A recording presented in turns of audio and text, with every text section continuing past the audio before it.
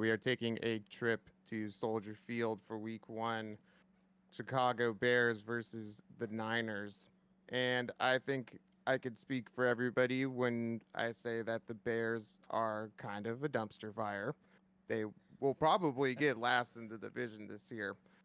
There's just really not much going for this team. If Justin Fields can prove everybody wrong after 3 years in the league now, then they might have something.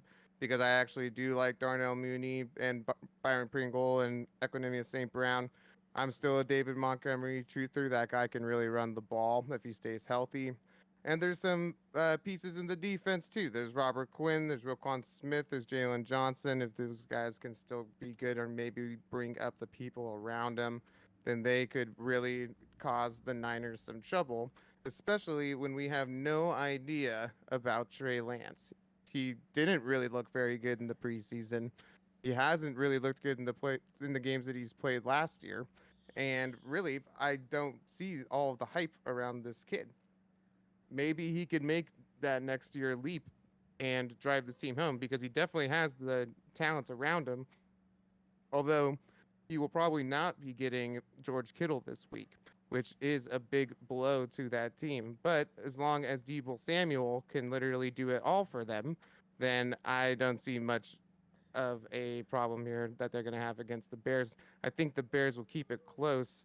I think that a lot of points will be left on the board on the field because the defense for the Niners is super stacked, and the Chicago Bears have some decent play. And I think that as long as they can stop the run, uh, then Trey Lance might not be able to really sling it as much as people want him to. Mm. Yeah. No, those are some fair points. Trey Lance is our quarterback.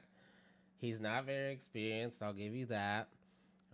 He does like to run the ball when he's supposed to pass. I'll give you that. But we do have arguably the best play caller in the league calling plays. So he's definitely gonna have a game plan to make sure Trey Lance is gonna perform. I was telling you earlier, this guy won some games with Brian Hoyer. He won games with Johnny Manziel, Matt Schaub. Trey Lance, I think, is better than those guys, and he definitely is on a stacked roster. And so, yeah, while our offense, yeah, we're gonna miss Kittle. Yeah, it looks like he's not playing, so that actually sucks. But we do have Tyler Croft, who we signed in the offseason, which actually is paying off already because Kittle's going to be out. So we're going to have Tyler Croft, another capable tight end for Lance. We still got Debo, who's literally, like you said, does it all.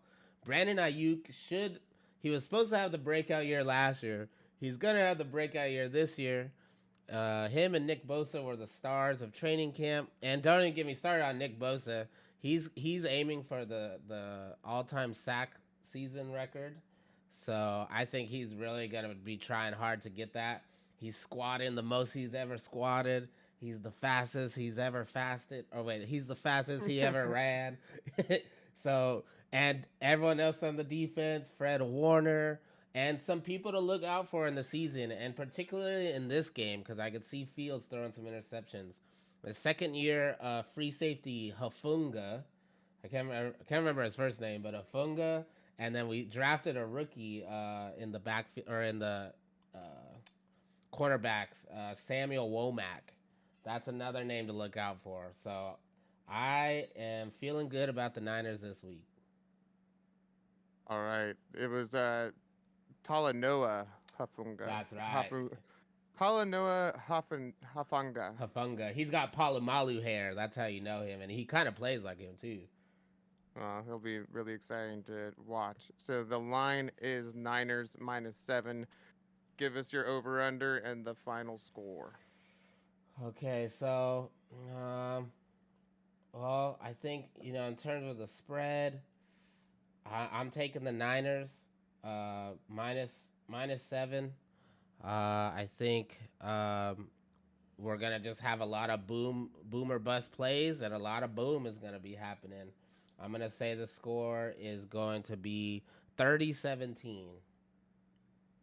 All right. I don't think that the Bears are going to be able to score 17 points against the Niners defense. It's like running into a brick wall. So I think that it will be closer and also less scoring. So I'm going to take the Niners as well, though, with the over and final score 17-7.